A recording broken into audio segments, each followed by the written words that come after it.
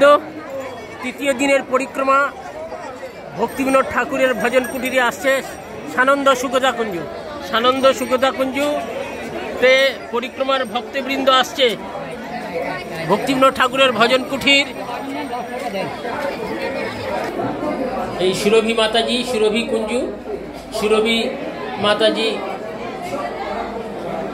মার্কণ্ড ঋষিকে গৌর মন্ত্র দান করেছিলেন।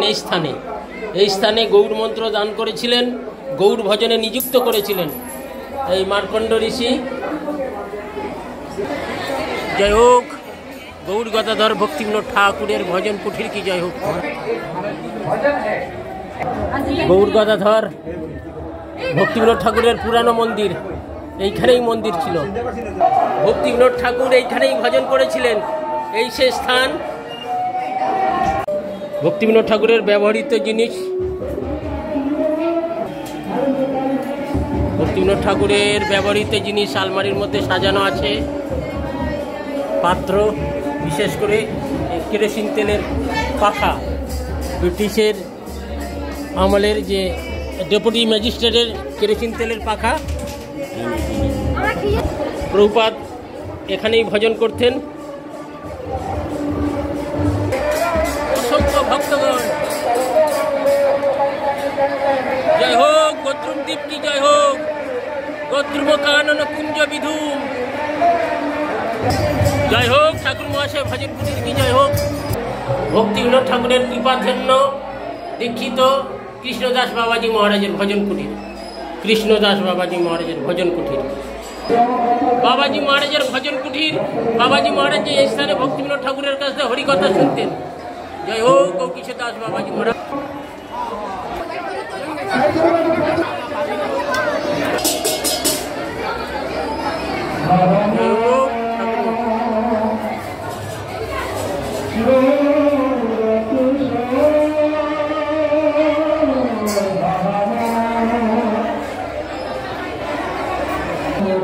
জয় হোক গৌর গদাধর ভক্তিবিনোদ ঠাকুরের প্রাণধন, ভক্তিবিনোদ ঠাকুরের প্রাণধন গৌর গদাধর। গোত্রুম দ্বীপ, কীর্তনাক্ষ দ্বীপ, কীর্তনাক্ষ দ্বীপ।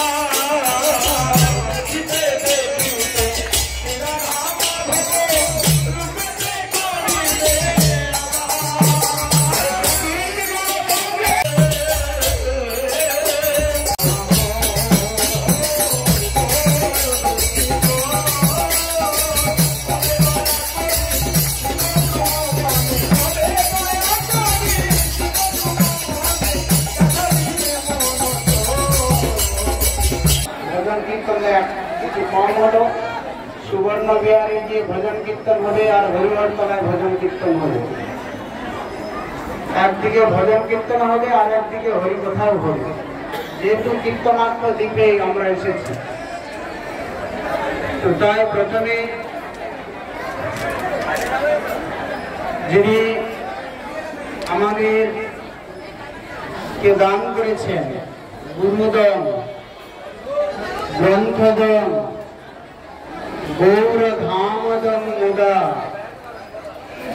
হরিদ ভক্তিদ বন্দে ভক্তিবিনোদ কং সদা।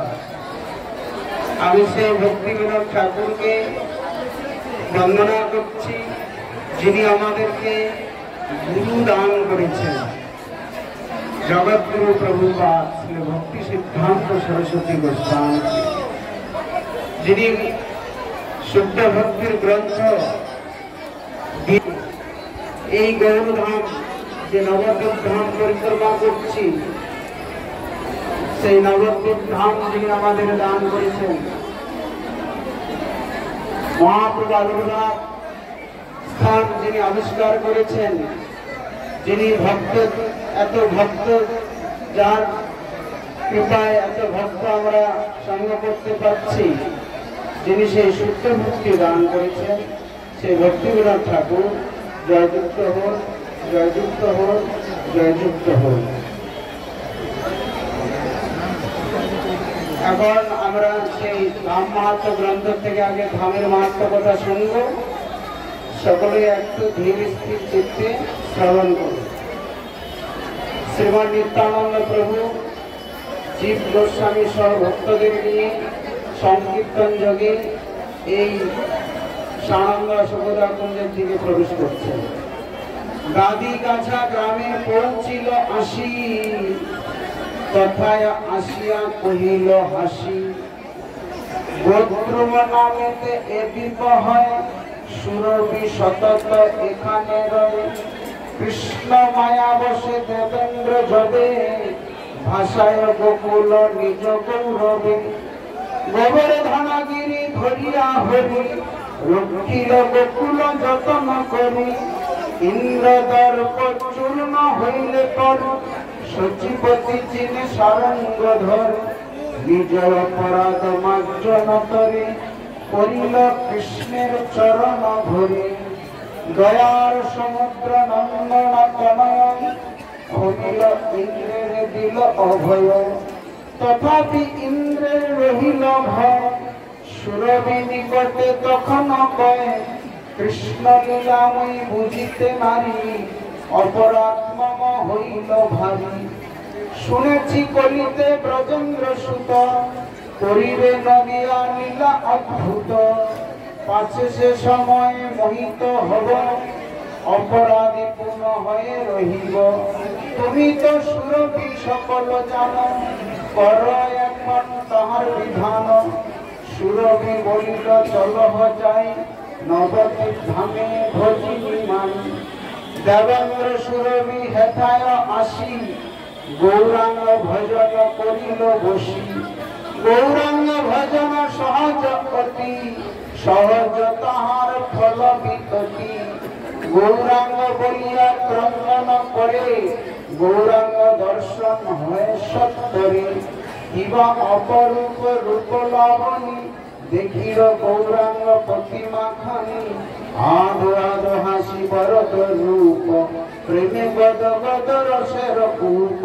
হাসিয়া বলেন ঠাকুর মোর, জানিনু বাসনা আমি তো তোর। অল্প দিন আছে প্রকট কাল, নদিয়া নগরে দেখিবে ভয়। সে লীলার সময়ে সেবিবে মোরে, মায়া জল আর না ধরে তোরে। এত বলি প্রভু অদৃশ্য হয়, সুরভি সুন্দরী তথায় রয়। অশ্বত্থ নিকটে রহিল দেবী, নিরন্তর গৌর চরণ সেবী।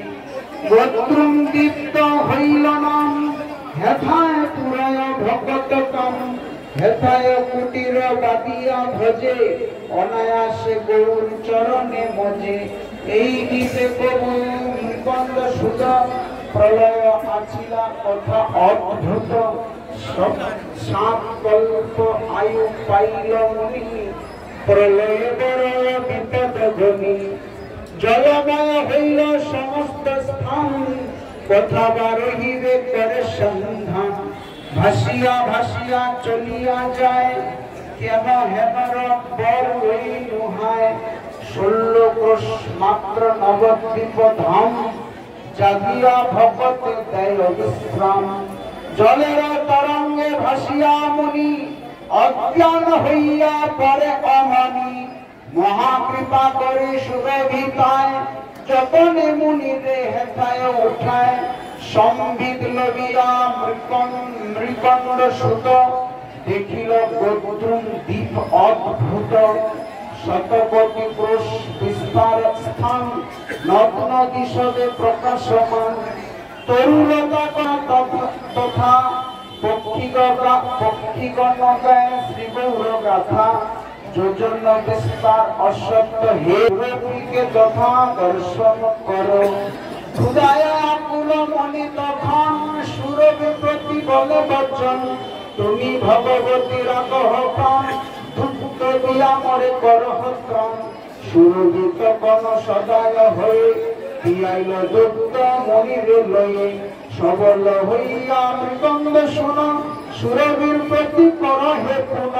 তুমি ভগবতী জননী মোর, তোমার মায়ায় জগৎ ভোর। না বুঝিয়া আমি লয়েছি বর, সত্য কল্পজিৎ হয়ে অমর। প্রলয় সময়ে পরয়ে দুঃখ, নানাবিধ ক্লেশ নাহিক সুখ। কি করি জননী বল গো মোরে, কিসে বাজাইব এ দুঃখ তোরে। সুরভি তখন বলিল বাণী, ভজ গৌর পদ দুখানি। এই নবদ্বীপ প্রকৃতি পার, প্রভু নাশ নাহি হয় ইহার। চর্ম চক্ষে ইহা 16 ক্রোশ 1600 ক্রোশ, পরম বৈকুণ্ঠ সদা নির্দোষ। অপ্রাকৃত দেশ কাল এখানে, জড় মায়াকে বা কেহ নাহি জানে। নবদ্বীপে দেখে অপূর্ব অতি, চারিদিকে বেড়ে বিরজা সতী।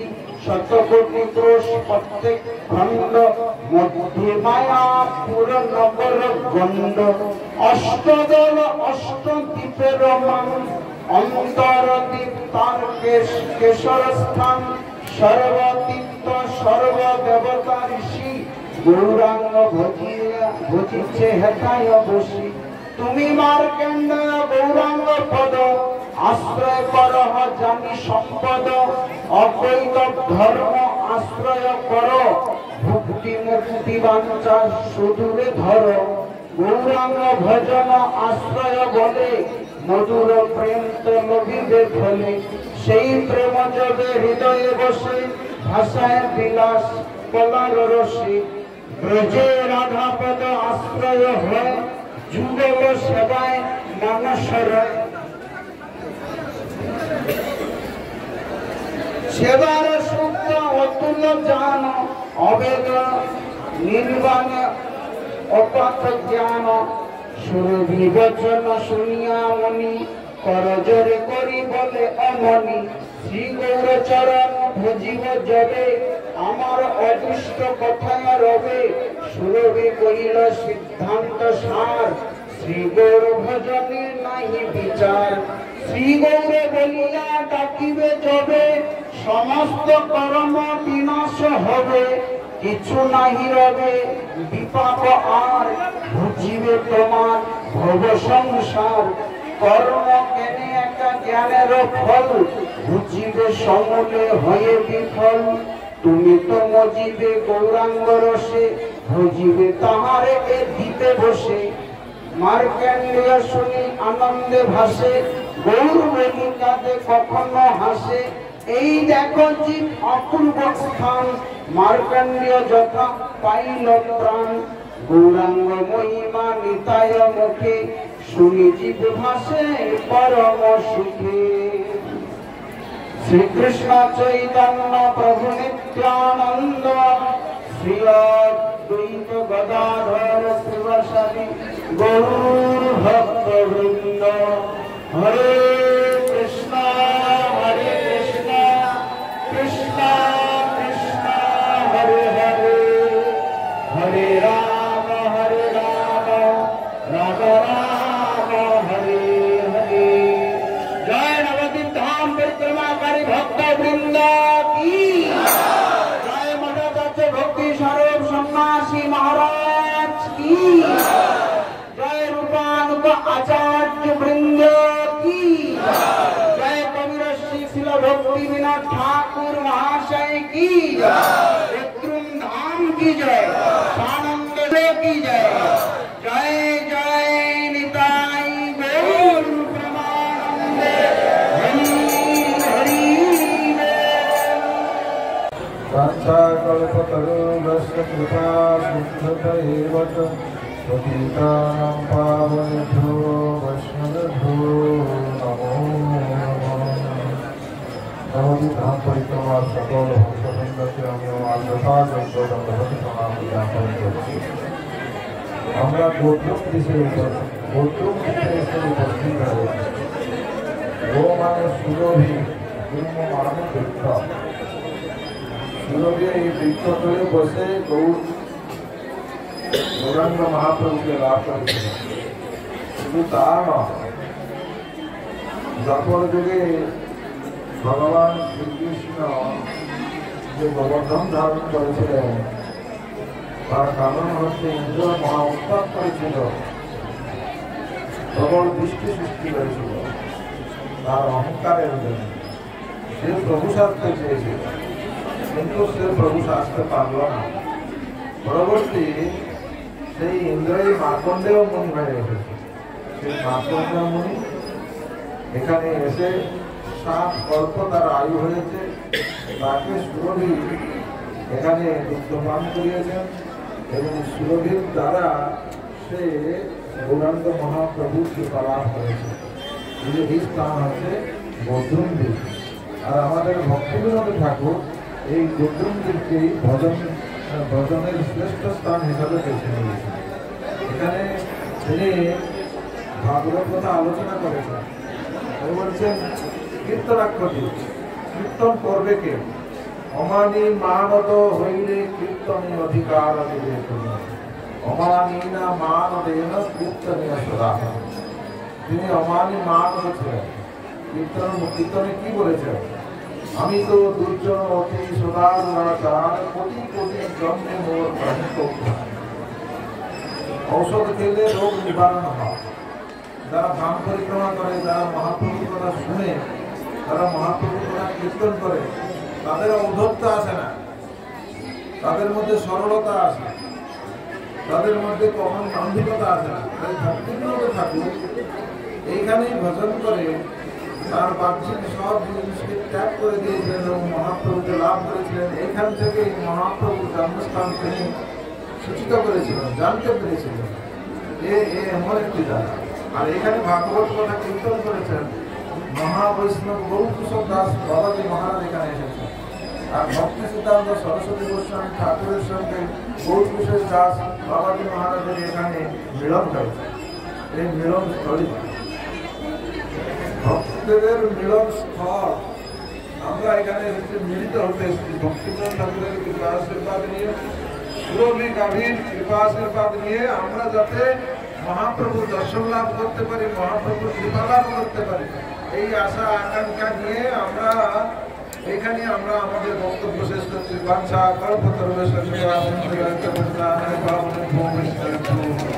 আচ্ছা শুনুন, আগে চৈতন্য মঠের ব্যানার যাবে, তারপরে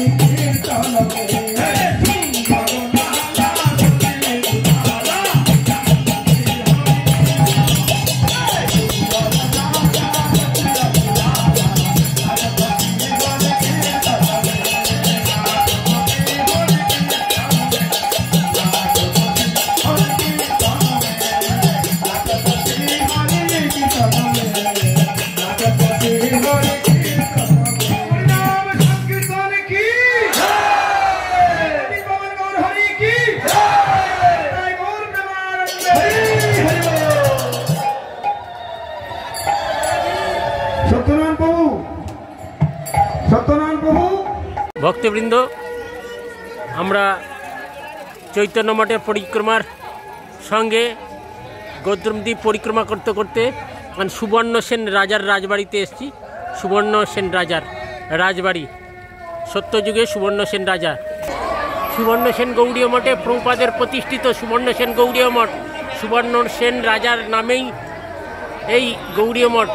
সুবর্ণ সেন চৈতন্য মঠের শাখা, চৈতন্য মঠের শাখা সুবর্ণ সেন গৌড়ীয় মঠ। ভক্তবৃন্দ, সুবর্ণ সেন রাজার রাজবাড়ির সেই সত্যযুগের পাথর এখনও পর্যন্ত, সেই রাজবাড়ির সেই সত্যযুগের পাথরগুলো এখনও চিহ্নিত আছে। যে সুবর্ণ সেন রাজা নারদের কৃপা লাভ করেছিলেন, সেই সুবর্ণ সেন রাজা কলিযুগে তিনি বুদ্ধিমন্ত খাঁ রূপে আবির্ভাব হয়ে মহাপ্রভুর অনেক সেবা করেছিলেন। সুবর্ণসেন রাজার রাজবাড়িতে এখনও সেই রাজবাড়ি গোসেবা হয়, সুন্দর গোসেবা, অনেকগুলো গোমাতা বিরাজ করছেন রাজবাড়িতে, সুবর্ণসেন রাজার রাজবাড়িতে। জয় হোক গোমাতা কি জয় হোক, গো গাভী কি জয় হোক। সুবর্ণসেন রাজার রাজবাড়ির বৃন্দাদেবীর মন্দির। জয় হোক জয় হোক সুবর্ণসেন গৌরী মঠ। গান্ধার্বিকা গিরিধারীর আনুগত্যে রাধা গিরিধারী সুবর্ণসেন রাজার রাজবাড়ি। প্রভুপাদ ভক্তি সিদ্ধান্ত সরস্বতী গোস্বামী ঠাকুরের প্রতিষ্ঠিত শ্রীবিগ্রহ। জয় হোক। ভোগ লেগেছে।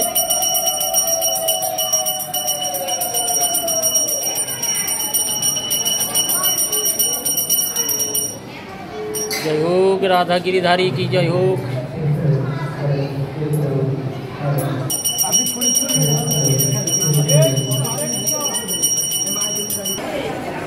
এই স্থানে সুবর্ণসেন রাজার স্বীকৃতি বলে নারদকে লাভ করেছিলেন। নারদের মন্ত্র উপদেশে বিষয় বিরক্ত হয়ে তিনি নারদের কাছ থেকে গৌর মন্ত্র লাভ করে গৌর ভজনা করতে করতে এই স্থানে গৌর নিত্যানন্দের দর্শন পান এবং পরবর্তীকালে সুবুদ্ধি খাঁরূপে মহাপ্রভুর অনেক সেবা করেছিলেন। মহাপ্রভুর সমস্ত বিবাহের সমস্ত ব্যয় ভ্যার গ্রহণ করেছিলেন। এই সুবর্ণসেন রাজার রাজবাড়ি যে রাধা গিরিধারী মন্দির। সত্যযুগে এই স্থানে ছিল রাজা সবে জানে, শ্রী সুবর্ণসেন তার নাম। বহুকাল রাজ্য কইল, পরেতে বার্ধক্য হইল, তবু নাহি কার্যেতে বিশ্রাম। বিষয়ে আবিষ্ট চিত্ত, কিস বৃত্তি হয় বৃত্ত, এই চিন্তা করে নরভর। কি জানি কি ভাগ্য বসে শ্রীনারদ তথায় আইসে, রাজা তারে পুজিল বিস্তর। নারদের দয়া হইল, তত্ত্ব উপদেশ কইল, রাজার তো লইয়া নির্জনে। নারদ কহে নারায়, বৃথা তব দিন যায়, অর্থ চিন্তা করি মনে মনে। অর্থকে অনর্থ জানো, পরমার্থ দিব্য জ্ঞান, হৃদয়ে পাব একবার। দ্বারা পুত্র বন্ধু জন, কেহ নহে নিজ জন, মরণেতে কেহ নহে কার। তোমার মরণ হলে দেহটি ভাসয়ে জলে, সবে যাবে গৃহে আপনার। তবে কেন মিথ্যা আশা, বিষয় জল পিপাসা, যদি কেহ নহি হইল কার। যদি বল লোভী সুখ, জীবনে না পাই দুঃখ, অতএব অর্থ চেষ্টা করি। সেই মিথ্যা কথা জীবন অনিত্য হায়, নাহি রহে শতবর্ষ পরি। অতএব জনসার, যেতে হবে মায়া পার, যথা সুখে দুঃখ নাহি হয়। কিসে বা সাধিব বল, সেই তো অপূর্ব লল, যাহে নাই শোক দুঃখ ভাই। কেবল বৈরাগ্য করি, তাহা না পাইলে পারি, কেবল জ্ঞানেতে তাহা নাই।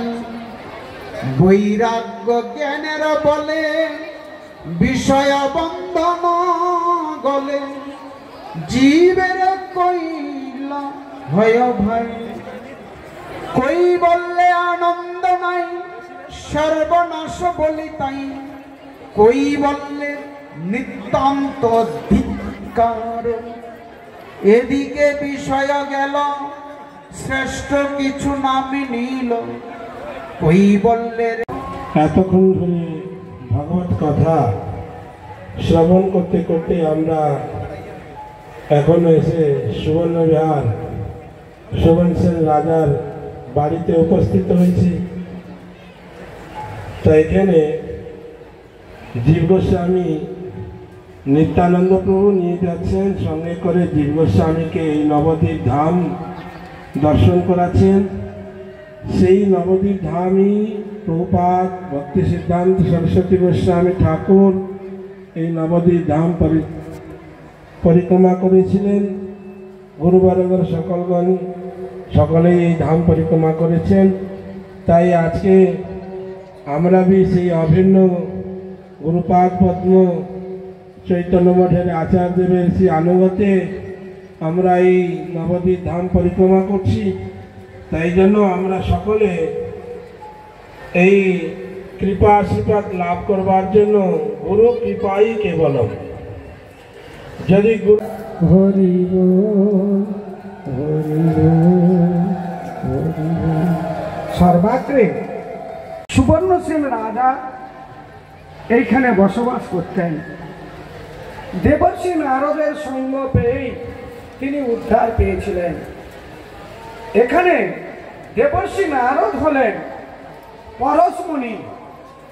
পরশমণি স্পর্শে যেমন লোহা সোনা হয়, তেমনি সাধুর সঙ্গ পেয়ে অসাধু ব্যক্তিও সাধুত্বে পরিণত হতে পারে। যেমন দেবর্ষি নারদ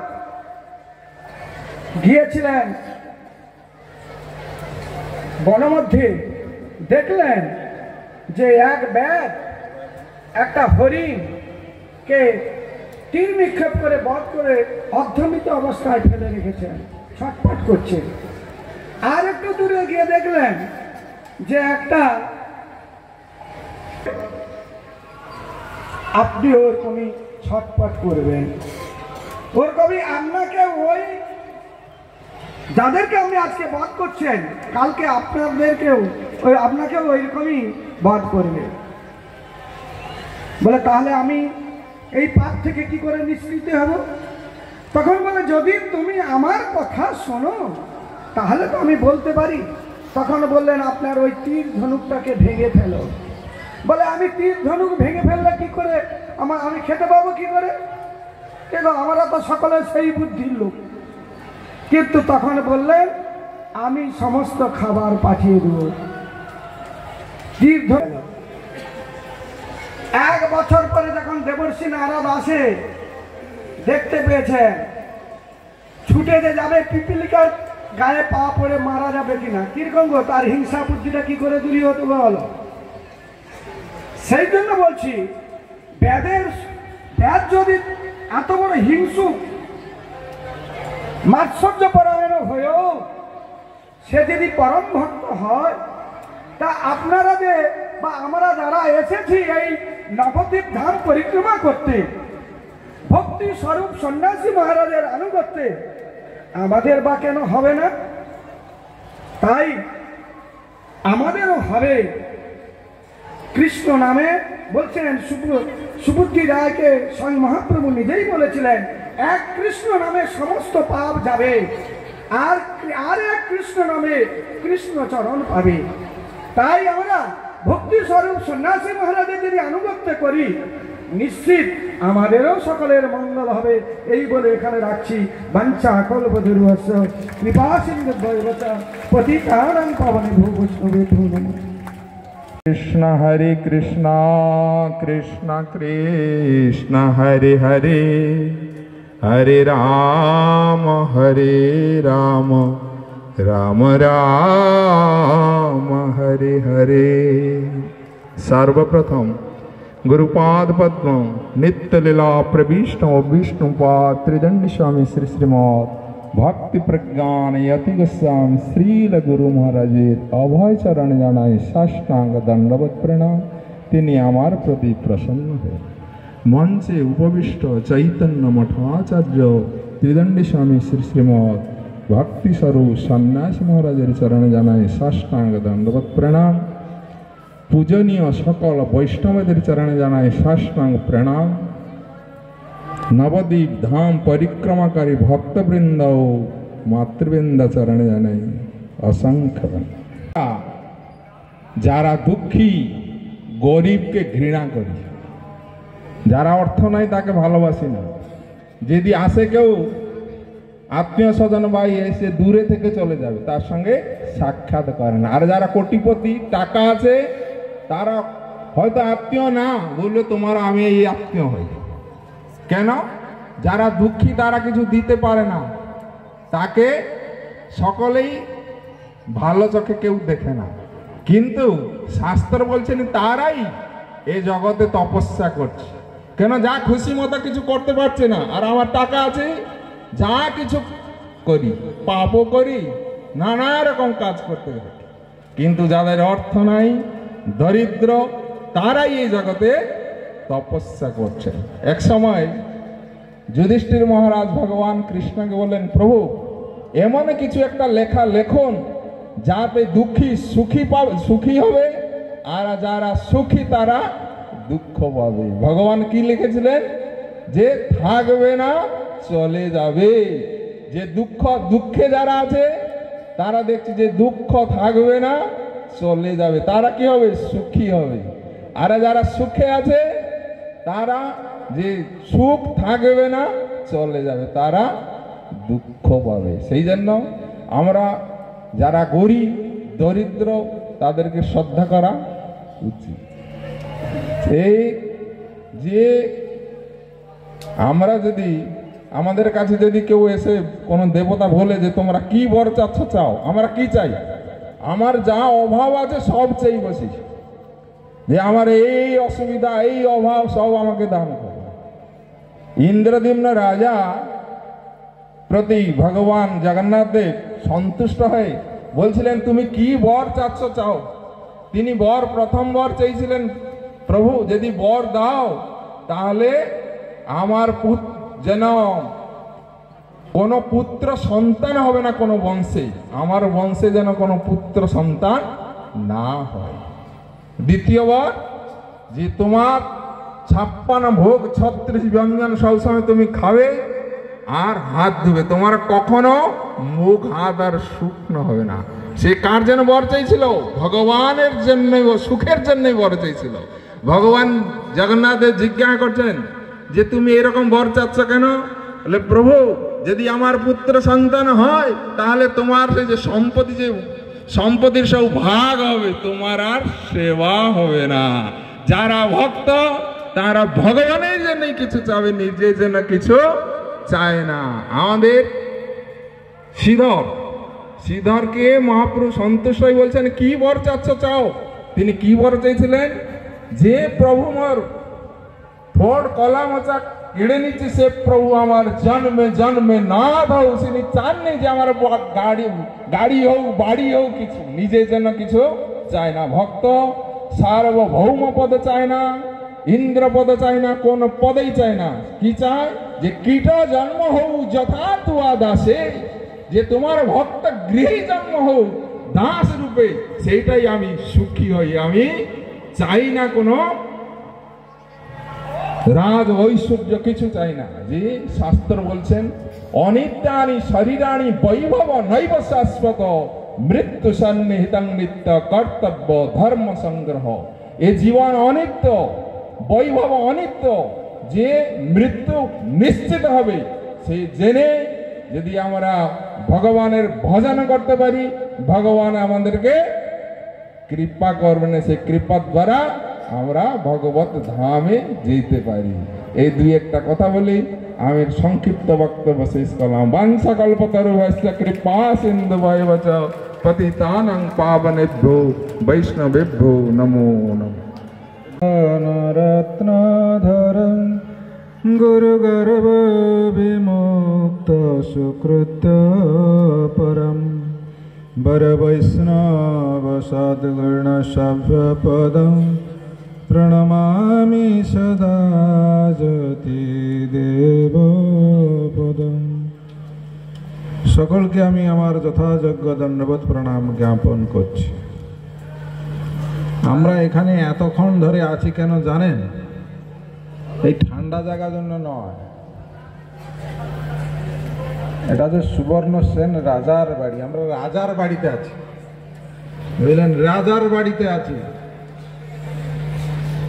আমরা সব প্রজা, দীনহীন কাঙ্গাল। ভগবানকে পাওয়ার জন্য কে লড়াইতে হয়? দীনহীন কাঙ্গাল যারা। অধিক দিনের দয়া করেন ভগবান। আমরা দীনহীন পতিত, তাই পতিত পাবনের কৃপা পাওয়ার জন্য আমরা রাজার বাড়িতে উপস্থিত হয়েছি। এ রাজা বিষয়ী রাজা ছিলেন, সুবর্ণ সেন রাজা। তো বিষয়ীর বাড়িতে আমরা কেন এসেছি? বিষয় থাকিতে কৃষ্ণ ভক্তি নাহি হয়, বিষয়ীর দূরে কৃষ্ণ জানিহ নিশ্চয়। তা আমরা বিষয়ীর বাড়িতে এসেছি কেন?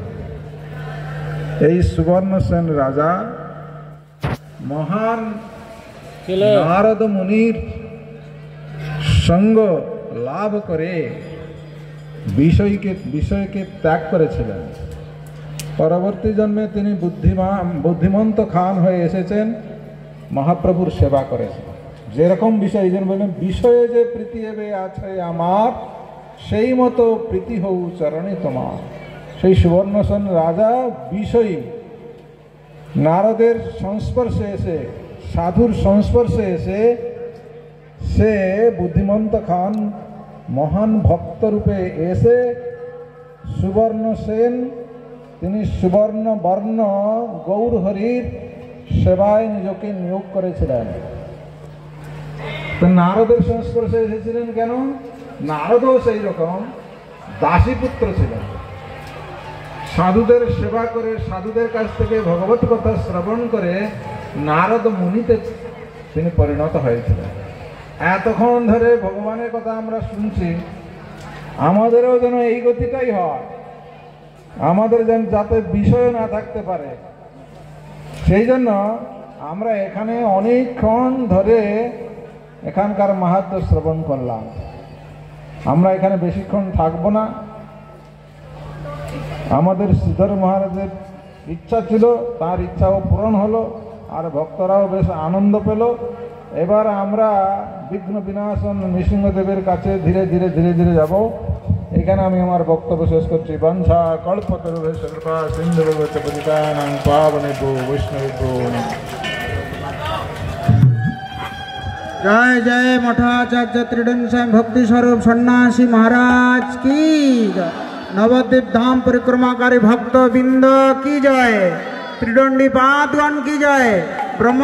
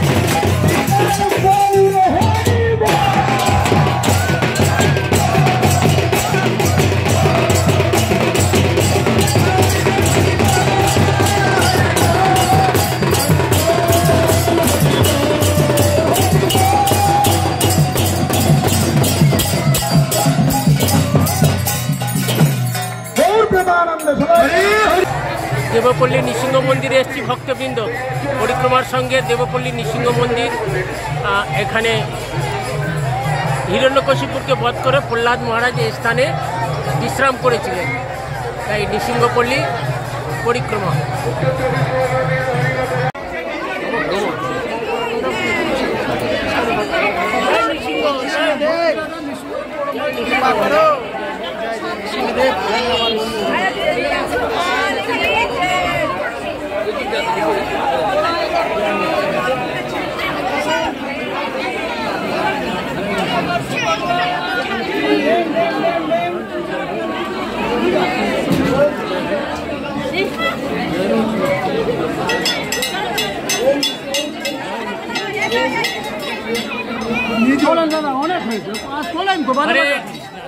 के अंदर शुभ वासना जिनके कारण उन्होंने भगवान के ऊपर भरोसा करते, कोई क्षमता के, पदवी के, कोई धन संपत्ति, देवता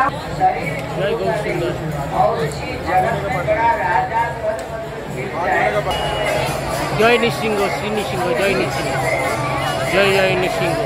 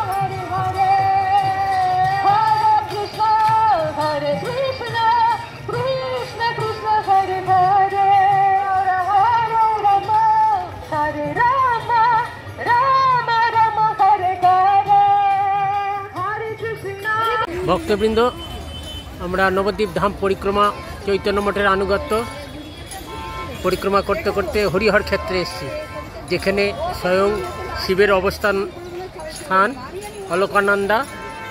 সেই অলকানন্দার পাড়ে শিবের ভজন কুঠির, মনোরম পরিবেশ, হরিহর ক্ষেত্র। হরিহর হরিহর ক্ষেত্র, এই হরিহর হর শিব আর নারায়ণ, শিব আর নারায়ণ যুগল মূর্তি, শিব নারায়ণ যুগল মূর্তি, ভক্ত ভগবান। হরিহর ক্ষেত্র, হরিহর ক্ষেত্র শিব বিগ্রহ, হরিহর হরিহর ক্ষেত্র, হরিহর হরিহর ক্ষেত্র। এইখানে শিব সমস্ত জীবের গৌর মন্ত্র প্রদান করেন।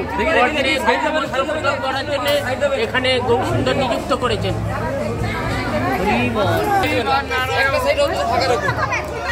একটা সাইড অন্তত ফাঁকা রাখুন।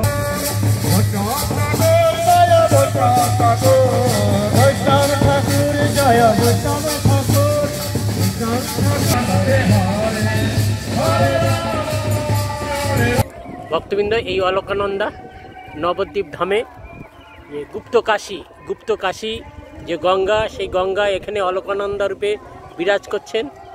এই অলকানন্দার পাড়েই ভগবান শিবকে সুন্দর একটি পরিবেশ স্থান দিয়েছে, যেখানে হরিহর ক্ষেত্র। এখানে ভগবান শিবকে ভজনের জন্যে, এখানে গৌর ভজন করার জন্যে আদেশ দিয়েছিলেন।